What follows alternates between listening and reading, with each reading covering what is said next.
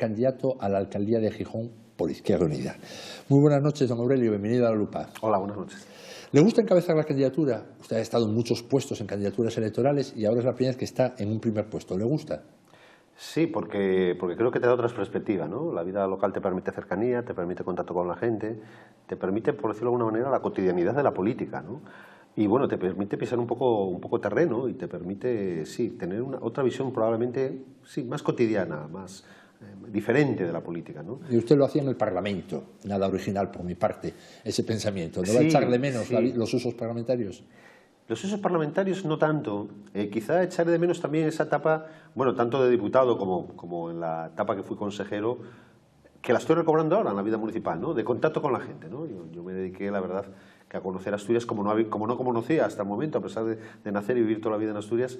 Esa fue la etapa donde yo conocí verdaderamente Asturias de verdad y todos los pueblos de Asturias, ¿no? Y me permitió también un conocimiento exhaustivo y una relación con la gente también exhaustiva, y esa es la parte gratificante de la política. La parte menos gratificante de la política yo creo que es el Parlamento, ¿no? Lo digo por el nivel, los parlamentos a veces no solo generan frustración a los ciudadanos, a veces yo creo que nos generan también frustración e incapacidad a los que, viviéndolo desde adentro, muchas veces tienes la dificultad de llegar a un acuerdo, tienes la dificultad de ver la utilidad, y a veces hay ciudadanos que lo piensan así, pero no solo lo piensan los ciudadanos, sino los que somos protagonistas desde dentro también a veces tenemos esa impotencia, por llamarlo de alguna manera, ¿no? Y está la otra parte gratificante de la política, insisto, que es la relación con el ciudadano. Además, lo viví en los pueblos cuando recorrí Asturias y lo vivo ahora en Gijón. El ciudadano es muy agradecido realmente. Es muy crítico con la política y tiene muchas razones para serlo, pero al mismo tiempo es muy agradecido cuando le das una información, cuando le dices cómo puede hacer una cosa, cuando le dices cómo se puede dirigir hacia cualquier asunto que tenga que resolver. Es muy agradecido cuando demuestras que tienes actitud. Cuando le hacen caso. Cuando le hacen caso. Esa es la expresión. O sea, cuando un ciudadano ve que el político le hace caso, ese ciudadano, a pesar de lo que piensa de la política, sigue siendo agradecido.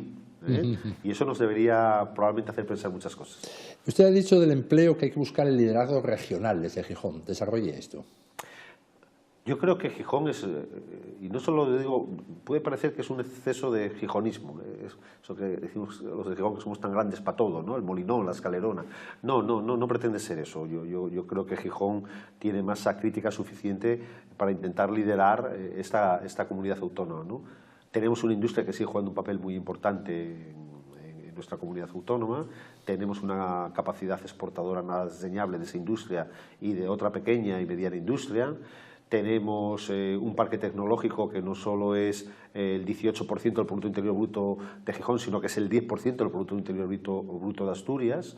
Es decir, nosotros creemos que tenemos potencialidades, no solo como ciudad, sino desde el punto de vista económico. Tenemos un puerto del Musel, que bueno, pues que tendrá que servir también para diseñar estrategias de futuro, estrategias industriales. Ese puerto de Musel además tenemos, y debe estar ligado a una zona de actividades logísticas, a la Zalia, y por lo tanto creemos que tenemos una serie de condiciones, de características que permiten que cualquier salida de la crisis que se quiera hacer desde Asturias sea pensando por Gijón y jugando Gijón un papel de liderazgo, ¿no? ¿No ocurre eso ahora?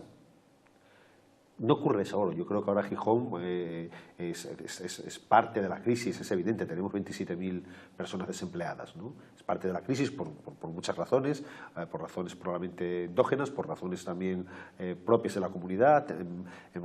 Por ejemplo, en Asturias tenemos una estrategia de política industrial que se ha aprobado hace muy pocos meses y que, bueno, que probablemente describe muy bien algunas de las situaciones de Asturias, ¿no? Y hasta se podrían compartir algunos de los objetivos. Pero fíjese usted, le faltan dos elementos fundamentales. Una memoria económica, de cuál es el compromiso de inversión pública y de inversión privada en esa estrategia de política industrial, y un calendario de los objetivos, ¿no?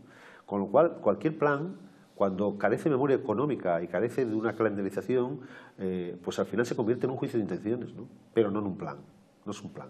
Son intenciones, buenos deseos, ¿no? Pero yo creo, insisto, que en cualquier caso yo creo que Gijón debe jugar una perspectiva porque tiene capacidades para jugarla, y yo creo que hasta ahora evidentemente es obvio que no la ha jugado, ¿no? Bueno, le decía por un dato muy concreto. Por ejemplo, durante el año 2012, durante 5 meses, quien más había licitado obra pública en Asturias había sido la empresa municipal de aguas de Gijón. Espectacular. 4.000 millones de presupuesto el Principado, 200 millones en el Ayuntamiento de Gijón, 300 millones si se coge el presupuesto consolidado. Y con esas cifras tan pequeñas, jugaba un papel casi solo de hacer inversión pública en esta región.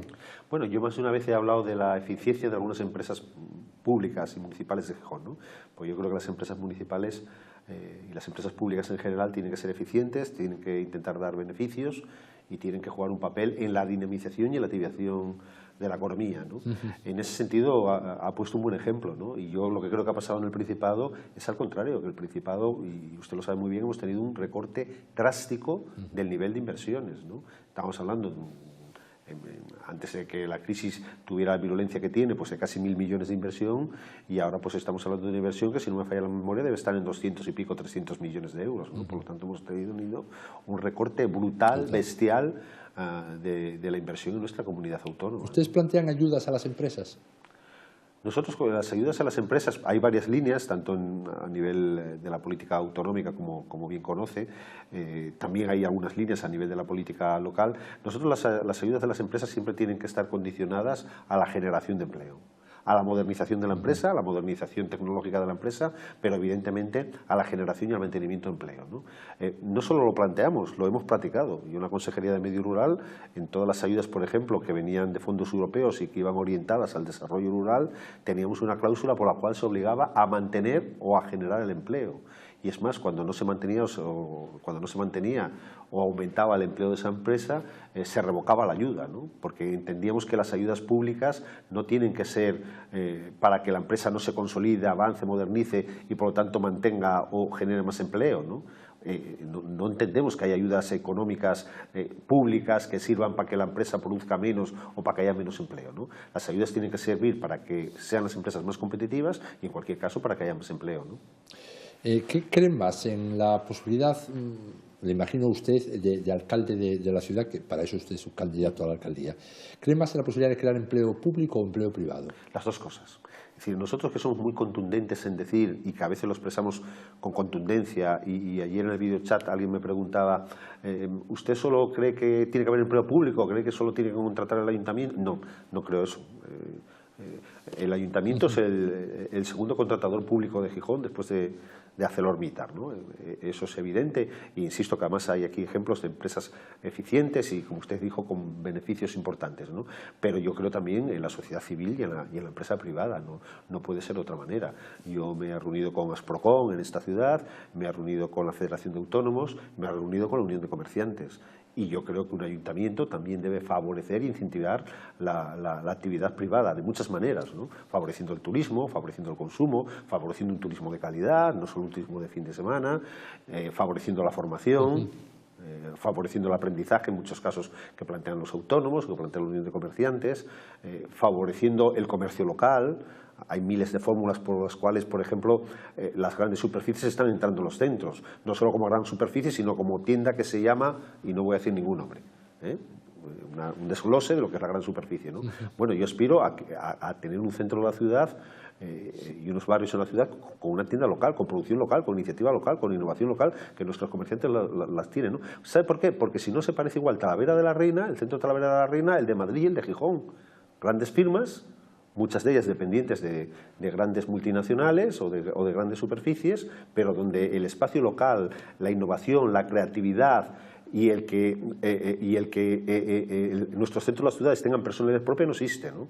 Entonces yo creo que todo eso hay que favorecerlo, y yo creo que hay que favorecerlo también desde los ámbitos públicos, pero en concreto creo en la iniciativa pública, pero creo en la iniciativa privada, en el protagonismo de la sociedad civil, y además yo creo que tenemos que apoyar desde el ámbito municipal ese protagonismo. Los impuestos, ¿qué nos puede decir? ¿Cuál es su planteamiento de los impuestos en el ayuntamiento? Yo creo que los impuestos, nosotros siempre hemos defendido que los impuestos tienen que ser progresivos, que tiene que pagar más quien más tiene. Es verdad que hay que revisar a veces casos concretos, es verdad que a veces sorprende pues que el IBI en un barrio a las afueras o de trabajadores pues sea en proporción más alto que el de otro sitio, sí. y es verdad que ahí hay que entrar en casuísticas y ver elementos concretos que pueden resultar injustos. Pero, dicho eso, nosotros no somos partidarios, y lo he dicho más de una ocasión, no nos vamos a apuntar a una tómbola de bajadas de impuestos. Creemos que detrás de las bajadas de impuestos siempre hay un empoderamiento de los servicios públicos. Por lo tanto, nosotros, que queremos mantener unos servicios públicos de calidad, competitivos, y que además apostamos por ello. Nosotros siempre hemos dicho, oiga, en Gijón hay muchas empresas públicas y los servicios públicos se gestionan a través de empresas públicas, y nosotros lo decimos, precisamente gracias a la influencia de Izquierda Unida. Y a mí me puede decir, oiga, eso es muy presuntuoso. Y digo yo, mire, no, es que si yo voy a Oviedo, está privatizado casi todo, pero es que si voy a Avilés el agua también lo han privatizado y allí gobierna el PSOE en solitario, ¿no? Por tanto, hay muchos ejemplos de privatización de servicios públicos donde Izquierda Unida hemos tenido incidencia, no se ha producido esa privatización de los servicios públicos, y nosotros creemos en mantener esos servicios públicos, ¿no? Pero en concreto sobre lo que me pregunta, le diré que no somos partidarios en general de bajar los impuestos, de apuntarnos a esa tómbola, porque somos partidarios. Mire, decía, porque nos puede entender mejor quien nos escucha, decía Julio Anguita que los trabajadores, y no solo los trabajadores, probablemente también las clases medias, que a veces cobraban de forma directa el salario que te llegaba en la nómina, que te llegaba al banco, y después que cobrábamos en diferido o de forma indirecta una serie de servicios. Y yo creo que cada vez que intentamos que, por ejemplo, que en el IRPF ganamos 50 o 60 euros de IRPF, probablemente no nos damos cuenta que los perdemos en ese salario que tenemos indirecto, que es la sanidad, que es la educación, que es un transporte público, que son toda una serie de servicios, que es la dependencia, que son toda una serie de servicios que afectan al conjunto de los ciudadanos y que también nos hacen más iguales y más solidarios, ¿no? Con la diferencia de que el que recibe 50 euros lo gasta en lo que quiere y de la otra forma deciden los diputados lo que se hace con eso. Bueno, deciden a veces, sí, bueno, los diputados, las mayorías, los gobiernos, sí, pero tiene razón, al final es una votación parlamentaria, pero yo creo que deciden o deben decidir en función del interés colectivo y precisamente de una sociedad que también sea más igualitaria, sea más justa, sea más solidaria, ¿no? Es decir, probablemente atacar la pobreza significa decisiones colectivas, ¿no? Porque atacar la pobreza no lo haríamos nosotros voluntaria e individualmente sobre la base de poner un euro en el cajetín de una iglesia. Probablemente es una voluntad de una sociedad, una voluntad colectiva que debería tener expresión efectivamente en un acto político que se diera en el Congreso de los Diputados o que se le diera en el Parlamento asturiano, ¿no? Pero no todos los impuestos van para la pobreza, ni siquiera una cantidad importante. Pero yo creo que una buena parte de los impuestos... Mire, 2/3 del presupuesto en Asturias es para mantener el estado de bienestar. El 80%. 2/3 de los impuestos que se pagan, Estado, Comunidad Autónoma, ayuntamientos, son de sueldos de funcionarios y empleados públicos. 2/3. Sumando todos los impuestos que se pagan en España, evidentemente es todo menos el dato mío, sumando todos los impuestos que se pagan en España, a todo tipo de administraciones, funcionarios y empleados y contratados, por supuesto, que son 112.000 millones de euros, el sueldo de todos. Todo eso son 2/3 de los impuestos. Que no es una cantidad, no digo que sea tirar el dinero, por supuesto, ¿eh? Ahí están los médicos. Cuando la gente piensa en burócratas, ahí están los médicos, ahí están las enfermeras, ahí están los profesores, ahí están los maestros, que serían de nosotros sin ellos. Pero bueno, no está mal también situar estas cosas. Yo no tengo ninguna experiencia que esos servicios, si son necesarios, cuando la gestiona una empresa privada, se gestione mejor, ni sea más eficiente. Y normalmente además suele provocar salarios precarios. Y normalmente suele provocar beneficio para esa empresa privada. Pero ni suele pasar que el servicio sea mejor, muchas veces pasa que no es mejor, y normalmente, insisto, suele generar elementos de precariedad, ¿no? Pero claro, es que cuando hablamos de los funcionarios, que muchas veces es verdad que en lo normal es decir, bueno, funcionarios, claro, esto que funciona muchas veces a pie de barrio o de bar o de chigre, ¿no? Claro, bueno, es que trabajan poco, son vagos, son tal, ¿no? Cuestan mucho. Yo no tengo esa visión, quizá porque lo he visto de dentro, ¿no? Porque dices, bueno, pero ¿qué es la burocracia? ¿Qué son los funcionarios? Hacía un buen ejemplo, ¿no? Son médicos, son profesores, son bomberos, son policía. Por seguir poniendo, ¿no? Son Hacienda que deberían, por ejemplo, incluso tener más inspectores de Hacienda porque eso permitiría recaudar más. Yo ese debate lo tuve con la consejera porque sabemos que además hay bolsas muy concretas de fraude y sabemos que hay poco equipo de funcionarios a veces para perseguir ese fraude. Por ejemplo, este año ha habido más esfuerzo y se ha recaudado más en Asturias de las bolsas de fraude. Es decir, al final hablar de empleados públicos o funcionarios es hablar de muchas cosas, ¿no? Es hablar de la guardería forestal en el medio natural, es hablar de muchísimas cosas, ¿no? Usted, don Aurelio, es alcalde de Gijón y con el IBI en concreto, ¿qué hace? ¿Lo mantiene tal cual está? Creo recordar que está en el 0,46 ahora en el ayuntamiento de Gijón. ¿Lo sube algo? Bajar ya nos dijo que no. ¿Lo sube algo o lo deja donde está? Yo lo mantendría y en cualquier caso veríamos casuísticas o casos concretos tanto desde el punto de vista social, de aquellas personas que pueden tener dificultades para pagarlo, como desde el punto de vista territorial, por subir algunos IBIs desproporcionados en función de la zona que estuvieran, ¿no? Pero insisto, la posición general o global no es una bajada general del IBI. Yo creo que también en Gijón hay que decir que hemos llegado a un nivel que además en esta coyuntura, que es una coyuntura de crisis, una coyuntura muy difícil para las familias, creo que hay que tener mucha mano izquierda y no creo que sea el momento tampoco de subirlo, ni el IBI ni otras tasas. No me va a permitir hacer un chiste con la mano izquierda, ¿no? Me imagino. Bueno, quería decir una reflexión porque el gijonés que está paga y no está pensando en qué administración o qué no. Todos sabemos lo que subió la tasa, lo que es la recogida de basuras, bueno, todo lo que subió desde el año 2000. Sin embargo, el otro día leíamos todos, podíamos leer en el periódico El Comercio, que 5 millones de beneficios tuvo Cogersa. Es decir, nos subieron a todos una media del 10% anual durante unos cuantos años y esa empresa tiene 150 millones de euros en su caja.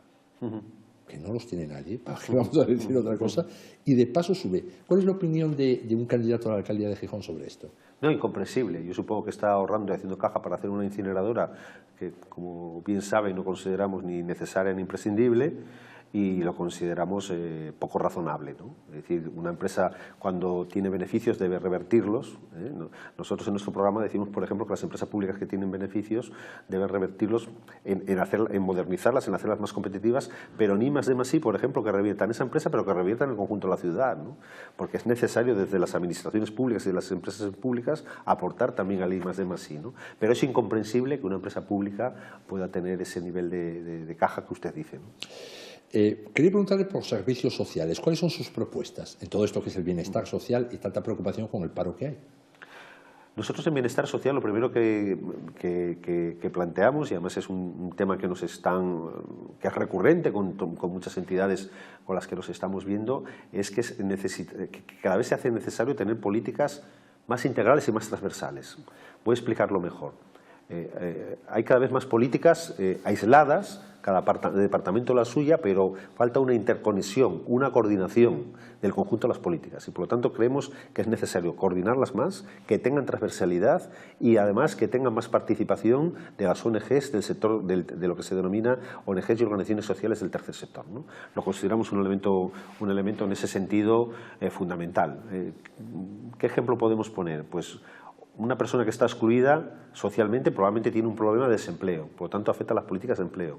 Probablemente tiene familia, por lo tanto puede afectar a las políticas educativas, puede afectar a las políticas de vivienda. Es decir, puede afectar a un conjunto de políticas que cada vez es más necesario que estén coordinadas y que haya una dirección transversal sobre ellas mismas, ¿no? Entonces nos parece que es uno de los elementos fundamentales. Junto con eso, pues proponemos varias medidas, ¿no? Creemos que hay que aumentar todo lo que tiene que ver con la ayuda a domicilio, creemos que hay que introducir más elementos en las ayudas a domicilio, que pueden ir desde la comida hasta la asistencia puntual o al acompañamiento puntual, es decir, hay que aumentar la oferta a la ayuda a domicilio, hay que detectar casos muy concretos en las ayudas a domicilio que se salen de lo común y que también hay que darles una respuesta, y creemos que de todas las maneras, como uno de los grandes objetivos es la inclusión, creemos que hay que favorecer también, por ejemplo, en todo tipo de contratación, bien la que hace directamente el ayuntamiento, bien la que contrata como servicios, lo que se denominan cláusulas sociales.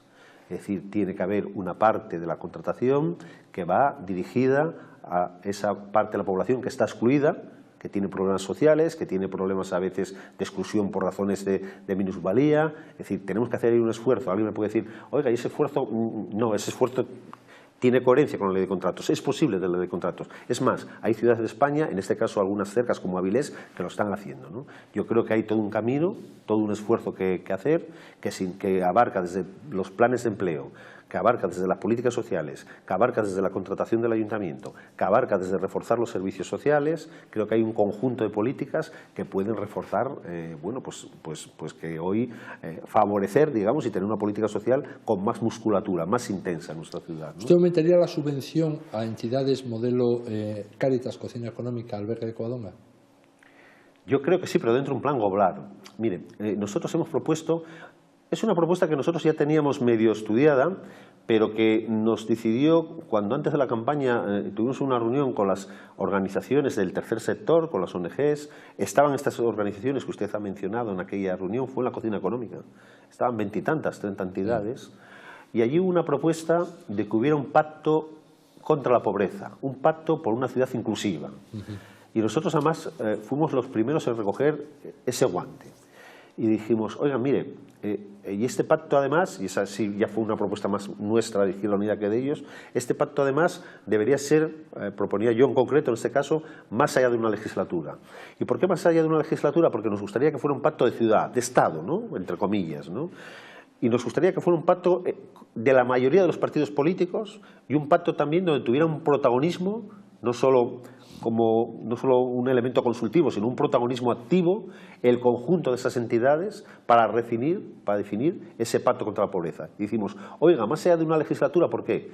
Porque queremos que sea un pacto que vaya más allá de quien gobierna en cada momento. Vamos a hacer una estrategia a 5, a 6 años, para que no coincida con las elecciones, para que no coincida con el color del partido que gobierna o con el color del alcalde que gobierna, ¿no? Y yo creo que ese sería un compromiso de fondo. Y en ese pacto, en ese diseño de políticas globales contra la pobreza, ahí es donde habría que dar un protagonismo al tercer sector y, por supuesto, aumentar las ayudas si fuera necesario. Pero en esa concepción global, no decir, yo lo aumento a esta, lo aumento al otro, lo aumento porque sí, lo aumento porque, oye, es porque me convence o no me convence. No, hagamos una estrategia. Que en esa estrategia ellos jueguen un papel de protagonismo y arropemos esa estrategia con medidas de voluntad política y con medidas económicas, evidentemente. Quería preguntarle por el urbanismo. Primero, una consideración general, después de 2 planes anulados por el Tribunal Superior de Justicia de Asturias, ¿cómo ve y después de un tiempo que se lleva tramitando un nuevo plan por la corporación que estuvo hasta ahora, ¿cómo ve la situación del urbanismo en Gijón? Bueno, un poco caótica, ¿no? Yo estuve reunido con, se lo comentaba antes, con Asprocon y compartía con ellos una cosa que es evidente. No podemos estar en esta inseguridad jurídica, ¿no? El urbanismo diseña un modelo de ciudad, pero el Plan General de Urbanismo también marca las pautas y normas que deben dar seguridad económica a una determinada actividad, a unas determinadas empresas, ¿no? En ese sentido no podemos estar en la inseguridad, jurídica en la que estamos, y es necesario un plan general urbano cuanto antes, ¿no? Y es necesario un plan general urbano cuanto antes que lo hagamos bien, que lo hagamos participado, que lo hagamos con información pública, que lo hagamos siguiendo los procedimientos adecuados y que lo hagamos consensuados. Y como nosotros hablamos mucho de participación, no descartamos que ese plan incluso pueda ser sometido a referéndum, ¿no? Yo ya sé que los referéndums a veces suenan estrambóticos, algo que en Europa se hace con frecuencia. En Italia a veces se hacen hasta varios referéndums en un mismo año. En Suiza, ¿no? Y en Suiza. Y sé que suenan estrambóticos, ¿no? Pero nosotros que somos partidarios de introducir el elemento de la participación, nosotros no descartábamos que el nuevo plan general fuera informado públicamente y fuera participado por los ciudadanos, pero no descartamos que incluso fuera decidido en un referéndum. ¿Por qué ¿Después no? de aprobarlo el Pleno del Ayuntamiento? O antes. No, lo digo porque si se vota contrario al Pleno hay una crisis institucional. O antes, por eso. Y a lo mejor tenía que haber valentía por los partidos diciendo que bueno, que la votación tendría una vinculación política y moral, ¿no? Para la propia corporación. Es que si no, ¿para qué referéndum? Efectivamente. Es decir, uno de los datos que hemos ido descubriendo, ahora que nos reunimos con un montón de colectivos, nos decían, no, si instrumentos de participación hay muchos, pero claro, es que esos instrumentos de participación va un poco el concejal a contar allí entiéndamelo bien, su vida, entre comillas, ¿no? Y a veces la gente pues me dicen que casi hasta se aburren, ¿no? Entonces que se convocan pocos, que es para que el concejal cuente su vida, ¿no? Y entonces nosotros estamos también diciendo ahí, pues miren, es que esto se creó, pero ahora hay que dotarlo de otro contenido, ¿no? Estamos en el siglo XXI, hay que intentar probablemente ser un poco más imaginativos, probablemente tener un poco más de actitud ante las cosas, y entonces decíamos, miren, pues igual hay que ver cómo esos consejos sectoriales, que saben que hay un montón de ellos, o esos consejos de distrito, que también los hay que ver cómo los dotamos de más contenido. Y una forma de dotarles contenido es definir, por ejemplo, qué asuntos pudieran ser vinculantes para el ayuntamiento. Probablemente algunos no lo son, porque hay algunos que tienen que responder al interés general y no a un consejo de distrito. Pero probablemente hay algunos elementos que sí pudieran ser vinculantes para el ayuntamiento, ¿no? Y usted podría decirme a mí ahora, ¿y por qué no los define usted? Digo, porque sería un atrevimiento. Porque yo creo que esos asuntos que tienen que ser vinculantes, a lo mejor para el ayuntamiento, deberíamos definirlo en conjunto de los partidos, o al menos una mayoría de partidos. Pero no solo nosotros, deberíamos decir a la gente que está en esos consejos sectoriales, al Consejo de Mayores, o al Consejo de Bienestar Social, o al Consejo de Distrito Sur, deberíamos decirle, oiga, queremos discutir con ustedes qué temas creen que ustedes deberían participar más y además que su decisión fuera vinculante. Debería ser una reflexión de ellos con los partidos políticos y ver en esa reflexión y en ese consenso, insisto, cómo se puede dotar de más contenido la participación y el protagonismo, ¿no? Si usted es alcalde, en lo concreto, usted recibe unos planes, como hablábamos antes, que dan unos, y una tramitación que está pendiente de una aprobación inicial de un plan, que se sacó información pública, etcétera. ¿Usted qué hace? ¿Acepta lo que está tramitado y lo lleva a una votación de aprobación inicial o se retrotrae al principio y dice no, empezamos, luego vuelvo a cero y vamos a ver la situación? Bueno, yo creo que es una pregunta que tiene que ver con la situación que ha pasado en el actual plan, de alguna manera, ¿no? Sí. Yo sé que hay un debate ahí muy... No, le digo cómo está. Como la anterior corporación lo dejó justo pendiente de una aprobación inicial. Entonces usted, ¿acepta esa tramitación o no? O dice, no, vamos a ver un momento. Volvemos a que está anulado y yo retomo y a partir de ahí empiezo a trabajar. No, yo creo que ahí hay una parte de interpretación jurídica. Es verdad que es un tema en este sentido complejo. Pero yo creo que en cualquier caso intentaría, siempre bajo evidentemente el asesoramiento jurídico de, bueno, pues en este caso del secretario del ayuntamiento, yo en aquella medida que pudiera hacer avanzar cuestiones del plan que no estuvieran invalidados, hubiera intentado avanzar en esas cuestiones del plan no invalidados. Sé que eso es un riesgo, sé que en política hay que ser prudente y sé que esos riesgos solo se pueden correr con los informes jurídicos del responsable del ayuntamiento, en este caso del propio secretario del ayuntamiento, ¿no? Como ya los tuvieron los planes anulados, ¿eh? Como ya los tuvieron los planes anulados. En ese sentido yo creo que hay que ser muy prudentes y sí intentar hacer el máximo caso en los tiempos que estamos a lo que son los informes jurídicos. Dentro de ese marco de los informes jurídicos, es verdad que la aspiración de un político siempre es que las cosas salgan adelante, que se desbloqueen, cumplir los objetivos, cumplir los presupuestos. Es decir, porque yo a veces tengo miedo de que entiéndamelo bien, que el exceso de celo a veces jurídico-burocrático nos paralice un poco la administración. Y podría ponerle ejemplos muy concretos, ¿no? Y con esto yo no estoy llamando a ser irresponsable y a no respetar la normativa y a no respetar la legislación vigente. Estoy diciendo que tenemos que buscar el equilibrio entre una normativa que pretende ser garantista, que pretende evitar elementos desgraciados de corrupción y de otro tipo de cuestiones que todos rechazamos, ¿no? Pero habría que buscar el equilibrio entre la normativa y la eficacia, porque a veces creo que un excesivo elemento, una excesiva situación celosa por cumplir la normativa a veces nos hace que la administración también y los gobiernos, por lo tanto, sean municipales o autonómicos, sean menos eficaces, ¿no? Habría que buscar el punto de equilibrio. ¿Qué le pareció o qué le parece la actuación del Principado respecto a Gijón? Yo tengo la intención de que fue, no solo la intención, ¿no? Hay datos que demuestran que ha sido cicatera, ¿no? Es decir, yo no creo, fíjese, que haya que medirlo todo en función de la población, pero no es posible que no se tenga nunca en cuenta la población. No sé si me estoy explicando. Sí, muy bien. Oiga, mire, yo es que quiero el 25% justo de todas las ayudas de empleo. Y alguien puede decir, oiga, mire, no, porque, no sé, porque hay un porcentaje de desempleo mayor pues en tal pueblo. Y entonces, no, mire, porque yo aspiro a una Asturias cohesionada desde el punto social y territorial. Ahora, lo que no puede pasar es el extremo contrario, que alguien que es el 25% de la población reciba el 10% de unas ayudas. Es decir, las cosas tienen que tener su sentido y su equilibrio, ¿no? Entonces yo creo que hay cuestiones, y no solo cuestiones, ¿no? Datos que demuestran que creo que en algunas cosas el Principado se ha equivocado o que en algunas cosas el Principado ha discriminado de alguna manera a Gijón, ¿no? Y yo creo que eso no se puede consentir. Y yo creo que no se puede consentir y eso yo creo que lo tiene que liderar la corporación, el ayuntamiento y la corporación. Y yo por lo menos, que me aprecio de ser un hombre de partido, pero un hombre también conectado a la realidad concreta donde actúo, sí voy a tener compromiso para exigirse al gobierno del color que sea, que Gijón tenga un trato acorde con lo que represente, con lo que es. Ustedes, a Izquierda Unida, le llegan estas elecciones en un momento distinto al que se preveía hace un año. Ustedes tenían muy buena situación, luego tuvieron X problemas internos que se fueron prolongando, surgieron otros. Usted gana unas elecciones primarias absolutamente limpias. Creo que habría que subrayarlo, porque no todo tipo de elecciones en congresos, en los partidos, son absolutamente limpias, ni muchísimo menos. Son limpias las elecciones municipales generales, las elecciones primarias hay de todo. Sin embargo, en Izquierda Unida, por lo que se pudo ver, bueno, usted ganó con 293 votos y 253 la otra candidata, bueno, porque ganó usted, como que ganó una oposición limpia. Sin embargo, luego se volvió a complicar todo. Gente que iba en su candidatura no va, unos cuantos.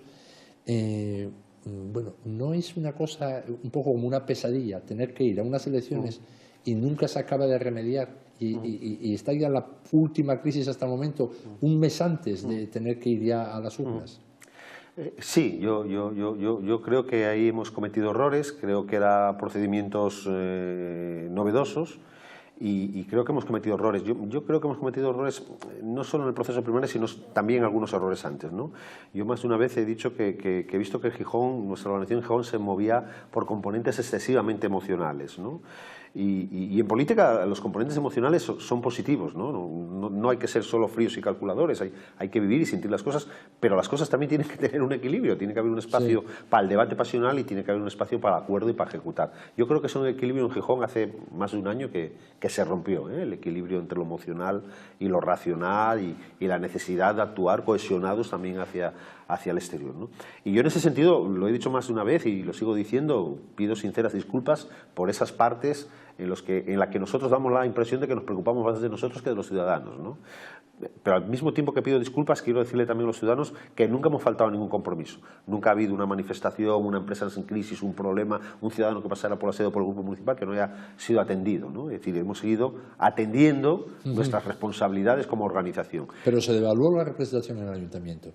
Pero sí, pero de todas maneras, dicho eso, que nunca hemos fallado, que se me entienda bien, a pesar de nuestros problemas, nunca le hemos fallado a la gente, pero dicho eso, yo creo que eso es un hándicap, yo creo que eso lo tenemos que superar y mi voluntad es superarlo, ¿no? Yo creí, y de hecho logramos un primer acuerdo después de las primarias, que yo incluso hice lo posible para cosecharlo. De hecho, a mí ganar las primarias y conseguir ese acuerdo me costó muchísimo, créame, me costó esfuerzo. Sí. Créanme que me tuve que esforzar, no tal, ¿no? Y sin embargo es verdad que veníamos con una situación quizá de más atrás que al final ha pesado. Es decir, quizá era difícil en un mes resolver problemas que se arrastraban de hace 10 meses, ¿no? ¿Y teme que todo esto afecte en el resultado electoral? Yo espero que no, porque yo creo que somos una organización con trayectoria, ¿no? Y yo creo que a una organización, igual que a un equipo de fútbol, no se le puede juzgar por cómo hace una temporada o por cómo le ha salido un partido. Yo creo que se le juzga por una trayectoria, se le juzga por una historia, se le juzga por compromiso. Y yo creo que trayectoria, compromiso, historia, nosotros hemos tenido y por supuesto vamos a seguir teniendo, ¿no? Y yo lo que aspiro es que nos juzguen por un periodo, no por unos meses, sino por muchos años que llevamos de Ahora tienen un duro competidor, Podemos. El pasado viernes 3.000 personas en el Náutico, más o menos. Bueno, yo estuve allí como observador, había ambiente, había fuerza, no son cuatro pirados, no todos iban coleta, en fin. Que ustedes no están acostumbrados a tener un competidor en ese mismo marco. Ustedes están en el PSOE y allí la derecha capitalista, pero ¿eso no les va a resultar cómodo o sí les resulta cómodo? Bueno, yo creo que significa un desafío, ¿no? Y es un competidor no solo nuestro, sino yo creo que también del Partido Socialista, es un competidor en la izquierda. Ellos tienen esa vocación, ¿no? Hoy me parece, ayer Pablo Iglesias decía, es que queremos ocupar el espacio de la socialdemocracia, ¿no? Y a mí me gusta esa afirmación, ¿no? Porque yo sigo queriendo ocupar el espacio de la izquierda, porque sigo creyendo que hay izquierda de derecha. No, yo en esto de arriba y abajo no creo, sigo creyendo que hay izquierda-derecha, sigo creyendo que hay unos valores que siempre se identificaron con los de la izquierda, que nosotros defendemos y vamos a seguir defendiendo, ¿no? Dicho eso, a mí la irrupción de Podemos me parece un elemento positivo, me parece que es un elemento que contribuye a la pluralidad, me parece que es un elemento incluso que acerca a personas que no participaban en política a la política, y en ese sentido es un elemento positivo, ¿no? Pero junto con ese elemento positivo, yo lo que reivindico es la trayectoria, la solvencia, el compromiso, la seriedad y la experiencia de esta fuerza política de Izquierda Unida. Que todas esas cosas yo estoy convencido que van a ser fundamentales para el cambio en Asturias y para el cambio en Gijón y para el cambio en el país, ¿no? ¿Usted se abre a pactos? Yo creo que vamos a estar obligados a acuerdos. ¿Y qué prefiere? ¿Un escenario inicialmente un polo de izquierdas, Podemos, Izquierda Unida, o ya ir a una izquierda PSOE, Izquierda Unida, Podemos? Yo creo que tenemos que ir a una izquierda que logre tener un acuerdo progresista de izquierdas, de mínimos y que sea compartido por una inmensa mayoría de la ciudad, que sea compartido incluso más allá de nuestros votantes. Tenemos que hacer un programa para la mayoría de la ciudad y que sea compartido y consultado con la mayoría de la ciudad. ¿Consultado cómo? ¿También? Consultado yo creo que por reuniones, y yo que hoy soy candidato no solo por mis militantes, sino por los simpatizantes, en Izquierda Unida yo creo que cualquier acuerdo debería ir más allá de una decisión de la organización. Porque yo en estos momentos represento a Izquierda Unida, pero a mí en unas primarias me han votado militantes y me han votado ciudadanos que quisieron participar en esas primarias. ¿El voto de investidura también lo abre o lo deciden ustedes, los concejales?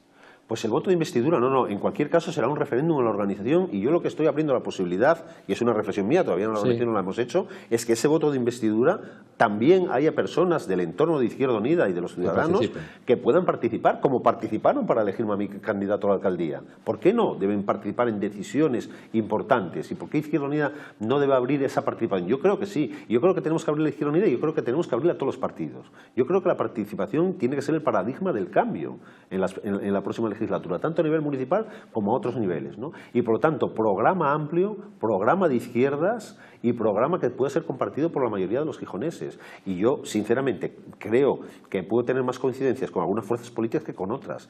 Yo creo que es difícil que yo pueda tener coincidencias con el Partido Popular. Es que ya no es un programa de izquierdas, entonces. Efectivamente. Por lo tanto, yo no creo que pueda tener coincidencias con el Partido Popular, porque el Partido Popular, cogiendo su programa, pues plantea cosas diametralmente opuestas en muchos casos a las que plantea Izquierda Unida para Gijón, ¿no? Pero yo sí creo, y creo imprescindible, es curioso que ningún partido, sabiendo que probablemente va a haber 6 o 7 partidos, hablemos de qué va a pasar el día después. Y yo no tengo temor a hablar de qué va a pasar el día después. Y el día después lo que tiene que pasar es poner por delante de todo, insisto, un programa con el que se puede identificar serio, con sentido común, que yo defino también de izquierdas, que pueda ser compartible por la mayor parte de la sociedad y de los sectores que componen esta sociedad, y que le dé un vuelco a esta ciudad, que le dé un vuelco a Gijón, que le dé un vuelco en términos económicos, en términos sociales, en términos de políticas sociales, en términos medioambientales y en términos de participación y transparencia.